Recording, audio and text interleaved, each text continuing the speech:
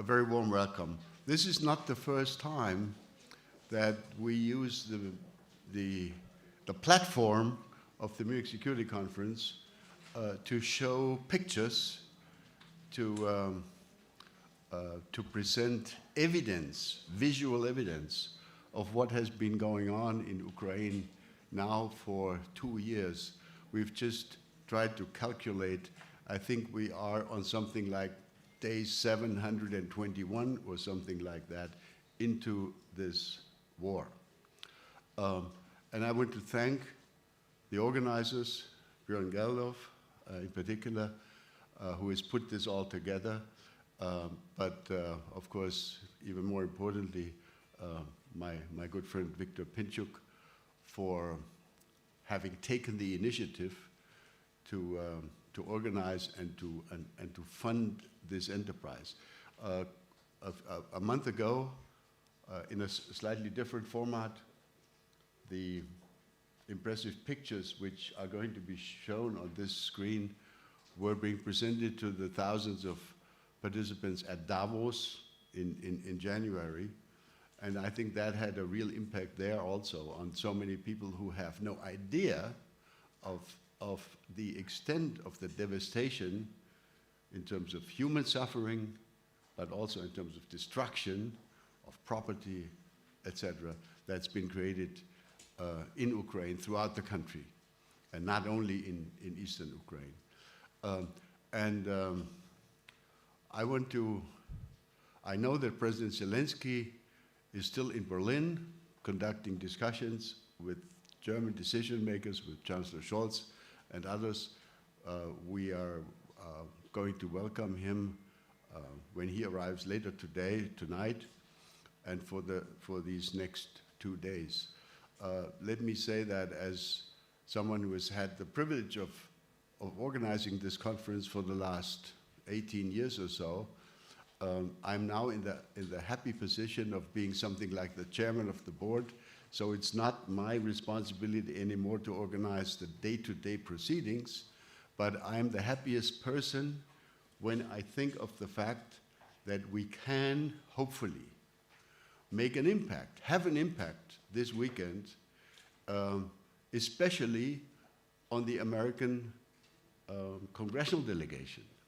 There are going to be a good number of Republican senators, but at this moment, even more importantly, a good number of members of the House of Representatives who need to be told by their European counterparts, and I will certainly use every opportunity I'm going to have, that the most important asset which America has as a global power is the system of alliances and partners. And if they drop partners and alliances, if they try to forget about the help which Ukraine continues to require, that's going to have a devastating impact on the global credibility and role of the United States. And I hope that this message will be arriving in the minds of those who represent the Republican side of the House of Representatives, so that America's continued massive support of Ukraine can continue to go forward. So let me conclude this by simply saying that I hope that this exhibit here will be seen by as many of the participants and journalists of the Munich Security Conference over this weekend as possible. I will certainly use every single opportunity I have to make little advertisements to all the people I'm going to be meeting to come here and take a look at this. It's my privilege now to offer the floor to Victor Pinchuk, who will be, has Niall Ferguson arrived? No, not yet. So Victor, you take the floor and announce the following speakers. Thank you so much.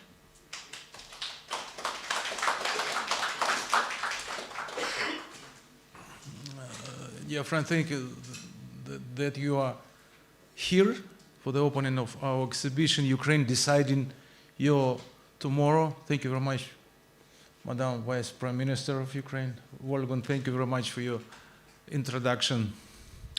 With this exhibition, we want to get under your skin, under the skin of visitor, of participant of Munich Security Conference, because specificities of one of the main specificities of this moment that almost everybody understands that Ukrainians fight is not only for our independence, but for the Western values, for the freedom, for the security of all Western worlds. But this understanding is mainly intellectual, theoretical, and this is not enough.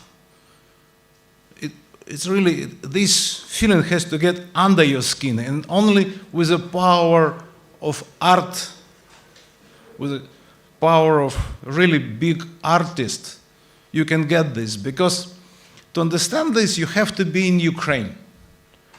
If not permanently, but regularly. You have to talk with Ukrainian people, you have to talk with Ukrainian heroes, soldiers, but we are here, and you are here in Munich, in the beautiful, perfectly secured city, and we tried to create for the participants of Munich Security Conference this environment, this feeling that you are here in Ukraine.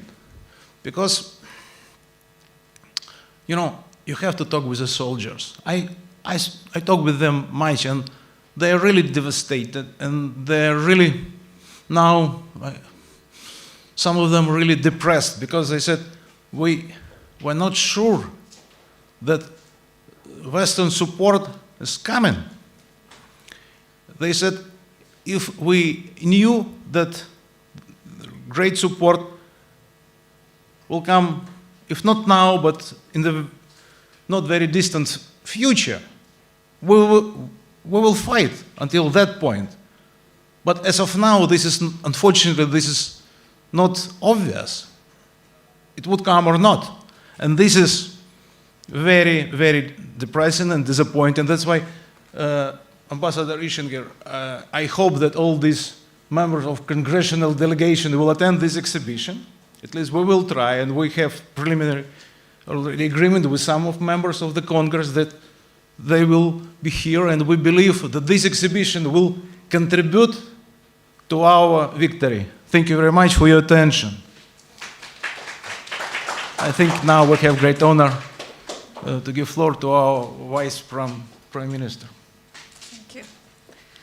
Thank you, Victor. Many speeches and addresses are to take place over today. It's a great pleasure for me to hear. Yesterday, just I arrived, I was welcomed to Ukraine Munich Security Conference, and this is something which clearly takes off the agenda the very fact of Ukraine fatigue or whatever. In fact, I feel a strong power of being here, united with the European friends and partners who now understand the power of making decisions, not talking about the decision. And that's a huge difference. So rest assured that Ukraine will utilize every opportunity to boost, to curb, and to unite Europe and to curb our support. The last very important point politically is that most of the questions I've been asked is what will happen if US will not pass the decision on military support or financial support. And I think I want to echo very seriously the words of Victor that Ukraine will prevail anyway, because Europe would have to prevail. There's no way Europe to fail.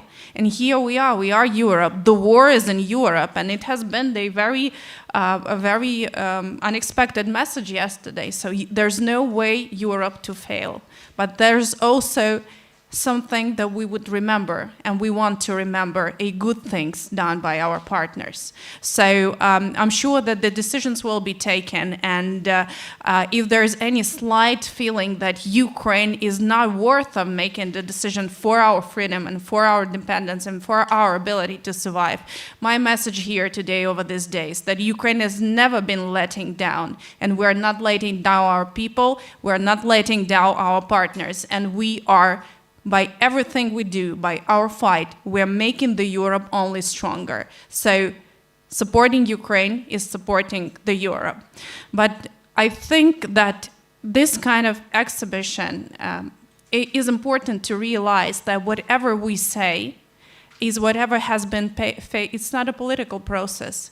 It's what has been faced by every Ukrainian. When we're speaking about the freedom, when we're speaking about justice, when we're speaking about the war crimes, it's the words you hear from us, from Ukrainian political representatives. But this is the reality every Ukrainian faces.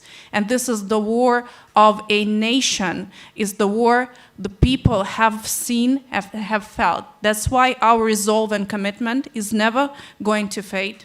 Because whatever we do and whatever we're talking about, whatever we are fighting for, is to survive, to stay alive, to bring the justice to those who lost their lives, who have faced the occupation or have been subjected to a war crimes. So the time should not be counted by days. It should be counted by goals.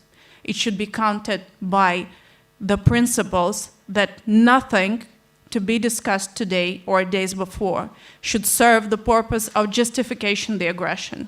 Nothing should give any slight sense to Russian Federation and its allies on the impunity which might follow. Ukraine has always been a European nation. We have been dedicated to democratic transformations for almost a decade after the Revolution of Dignity. But we are also fighting for our security, and we would have a huge set of discussions related to our security, the NATO Washington Summit. I'm really happy to have Anders von Rasmussen invited. Thank you, Victor, and thank you for all of your support. And I'm really happy that Munich Security Conference has provided back Ukraine to the agenda, has been strong in making sure that we can do anything to use this momentum of breaking the US Congress to repower the both parties and make the decision happen. So I'll do my best to bring everybody I can here to this small Ukrainian facility with a big heart. So thank you, Victor, thank you, colleagues, and let's stay stronger.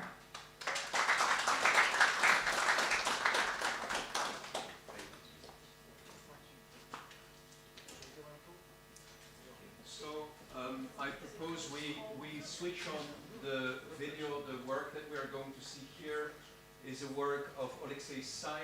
It brings together 718 days of war in Ukraine, throughout Ukraine. So let's start the video, and then I'm happy to give a small tour through the exhibition.